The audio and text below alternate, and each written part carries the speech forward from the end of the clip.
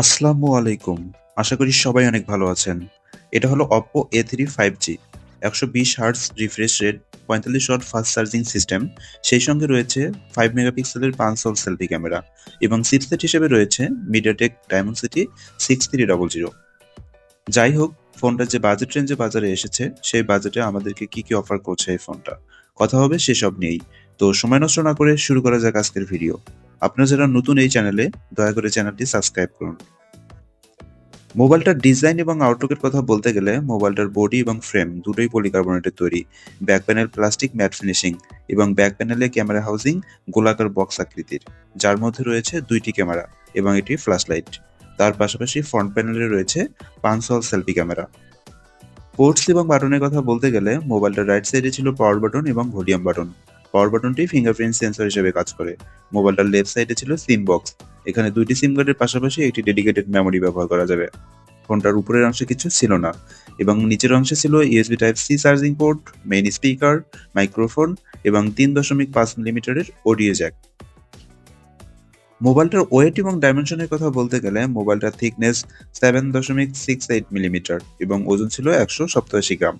ফোনটার wait distribution ঠিকঠাক হওয়ার কারণে সিঙ্গেল হ্যান্ডে সহজেই ব্যবহার করা যায়।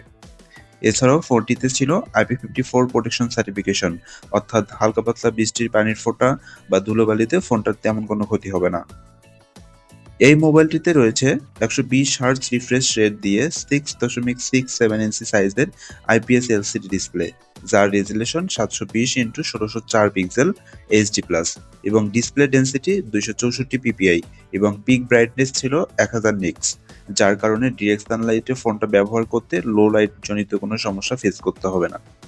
স্ক্রিন এবং বেজেলের কথা বলতে গেলে লোয়ার বেজেলটা কিছুটা মোটা। এই ফোনটার ব্যাক প্যানেলে ছিল ৫০ মেগাপিক্সেলের মেইন ক্যামেরা। এই ক্যামেরা দিয়ে সর্বোচ্চ 1080p/30fps এ ভিডিও শুট করার সুবিধা রয়েছে। তার পাশাপাশি ফোনটির ফ্রন্ট প্যানেলে রয়েছে ৫ মেগাপিক্সেলের পাঁচশো সেলফি ক্যামেরা। অপারেটিং সিস্টেম হিসেবে ফোনটিতে রয়েছে অ্যান্ড্রয়েড 14 ভার্সন।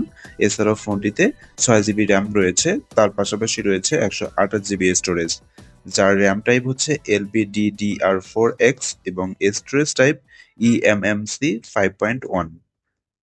এই মোবাইলটিতে ছিল MediaTek Dimensity 6300 প্রসেসর। এটা একটা অক্টা-কোর 5G প্রসেসর, যার ট্রানজিস্টর সাইজ 6 ন্যানোমিটার এবং জিপিইউ হিসেবে রয়েছে Mali Z57। মোবাইলটিকে পাওয়ার আপ করার জন্য রয়েছে ৫১০০ এমপিআরের ব্যাটারি এবং ব্যাটারিকে চার্জ করার জন্য রয়েছে ৪৫ ওয়াট ফাস্ট চার্জিং সিস্টেম। ফোনটা ফুল চার্জ করতে মোটামুটি ৬৫ মিনিট সময় লাগে। ফোনটা একবার ফুল চার্জে নরমাল ব্যবহারে ১.৫ দিনেরও বেশি সময় ব্যাকআপ পাওয়া যায়। বাংলাদেশ মার্কেটে ফোনটার দাম হতে পারে ২৩,০০০ টাকার আশেপাশে।